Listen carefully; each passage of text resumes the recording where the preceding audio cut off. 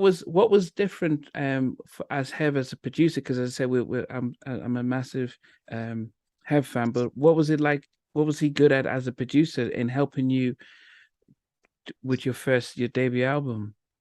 Well, he had a vision, and he included me in it. I mean, he couldn't do it without me, but he picked the things that he thought would sound great with my voice. Mm. He created things that he thought would sound great, and picked songs that he thought would sound great, and I liked them. And he would run them by me, ask me how I felt about them, let me listen, and we did it together. Wow. So, and then he did Nobody's Body. He wrote that and produced that, actually hands on produced that um, completely by himself. The other records he did with other Uh-huh. producers, newer producers, and because I had track masters and who else? A couple of people I can't remember. Yes. So, A pretty dope album, because he's heavy D. He was able to get a lot of great people on, and because he was proving himself mm, as, Diddy had already done it, and I think Hev was doing his own, like, I can, I know I can do, have artists and create like really great bodies of work with them. So that's yeah. probably why Puffy wasn't on. That's probably why I didn't have any Puffy tracks or anything on them. Yeah, but and I remember interviewing Jimmy Jenkins, Jimmy Love, Jimmy Love. and I said, "What happened to the Andre and his from Uptown to Motown?" And he said, "Yeah, Andre had lost his mind. He, kind of almost like Puffy. I think there was that. It's how Puffy pretty much blew up, and everyone was thinking, well, we need to, maybe we need to do." Take some of that puffy dust in whatever we're doing. But what I'm glad is that your album didn't sound like a puffy stuff. It sounded different and unique.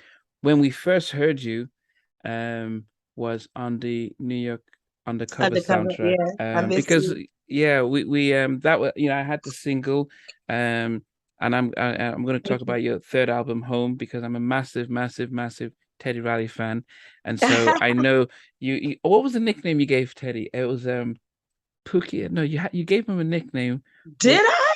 Yes, Oh God! when you were Please make me when you were remember. producing that album, and then when you were doing your promos for that, oh, I wish I could remember because it was such a long time. But you That's had it. funny. You can't I don't remember. remember. Yeah, you gave him a I'm nick. sorry, I don't remember. Yeah, you gave him a nickname. I think I should have. Yeah, yeah. But I remember when you were on BET and talked about it. But anyway, we go. I digress. So of course, the album was a massive hit for most of us because Guy came back and did the "Tell Me What You Like," and then we had your track. Um, it's such an infectious our song. Um, and then it had with heavy rapping, you had McGraw, and then you had yourself. What was that song? The how it came together? Did what and the chemistry of that? And also, That was when he was like, I think we got your single, and that was written by Terry Robinson from The Girl ah, and Terry and Monica. Terry and So Monica, Terry yeah. Robinson wrote "I Miss You," and that's her on the background singing on the hook with me. That's Ah, that's her, both of us, right?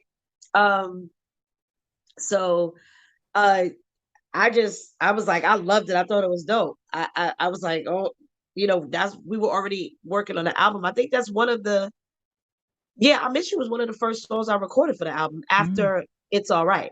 Because It's All okay. Right ended up being on the album, which is the reference, the song that I was referencing. Oh, okay, That okay. was It's All Right. And it was for a 14-year-old boy that they were signing at the time, 12 or something like that. They were gonna sign to Ah. Uptown. And I think I actually took his spot. Because I didn't hear I never heard about a boy ever again. I was like, Okay. Okay. Well, at that time, if it's not Usher Tevin, I don't think any other for it wasn't yeah, wow. Yeah, yeah. okay. But the and I think one of the things that I liked about when I heard, like most of us when we heard I Miss You, is that you sounded very unique and distinctive. And Thank you. there's something about singing that song that it felt um there was a lot of, you talked about when you listen to Tina Marie sing and it's almost as if you want to act it out. There's something Uh-huh. about how your voice is when you're singing that actually it feels like you're truly missing somebody, and it's not just like you're Oh, just singing a song. So that's why it was very, and it was a very smooth vibe and stuff.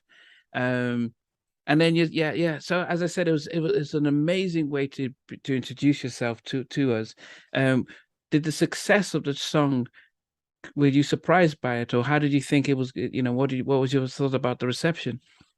I'm so glad that I wasn't thinking. That I was just experiencing it in the moment, being, didn't take it for granted, but then also I knew how fickle this business could be. I just was moving in what was happening. I knew that I'm a consummate professional.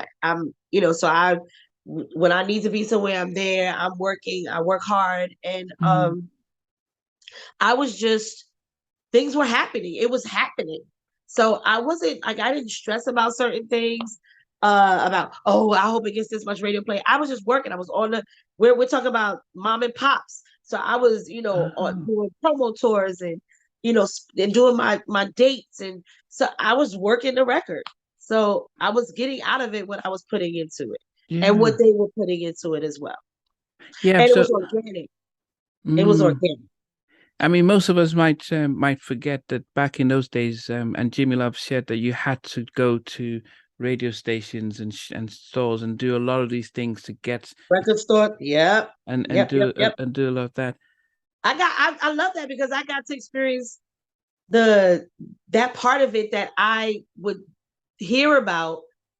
It's the old school way, you know what I Mm, mean? Like really getting to meet the people and be with the people that actually sold the records and pushed your music. You know what I yeah, mean?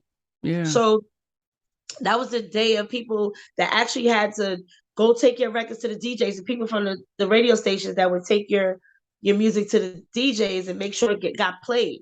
Like yeah, the reps, oh my gosh, like there's so many of them that I'm so grateful for, you yeah. know?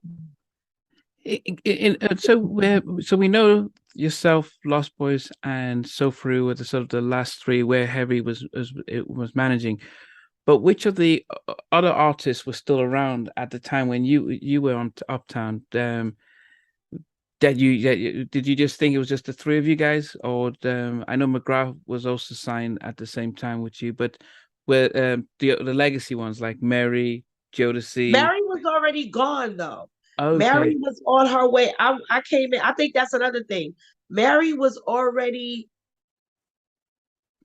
at was she at Universal? so I think they took it to Geffen. Yeah, so I think they, Right. yeah, There was already a transition because each album that I did of the three, each album was in a different, like my first album was Uptown MCA.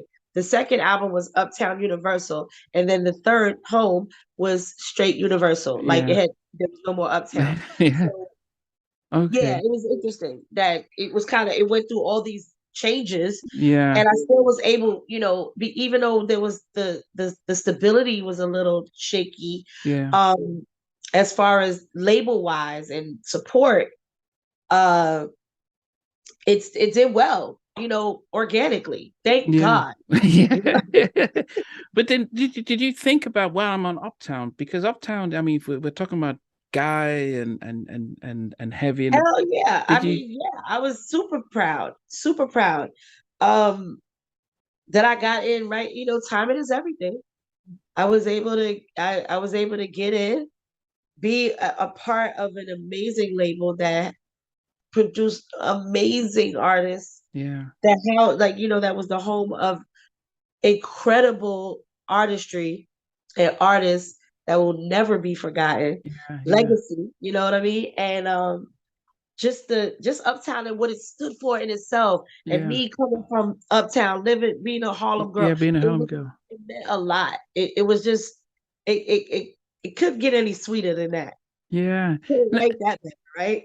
Yes. So, I mean, did the what was the response of your family when you finally got the deal and stuff? Were they surprised, or were they like, oh, it's about time, or how what was there was? No, they weren't surprised. They were just like, great, wonderful. I think, for the most part, people knew because I was already in the business. As far like, acting, singing, doing theater and stuff and commercials. It kind of just was like the natural. It wasn't like, oh my God. Of course they were excited Yeah. that I was coming out with a record. That's a whole other thing. But they knew that I knew that was the first thing, that was the only thing that I knew that I wanted to do at the time. Yeah. So it was kind of like the natural order. And they were happy, you know. Thanks for watching. Please remember to subscribe to the channel, but most importantly to press the notification bell so that you can be notified when we do have a new interview. Loads to come, but thanks a lot for watching.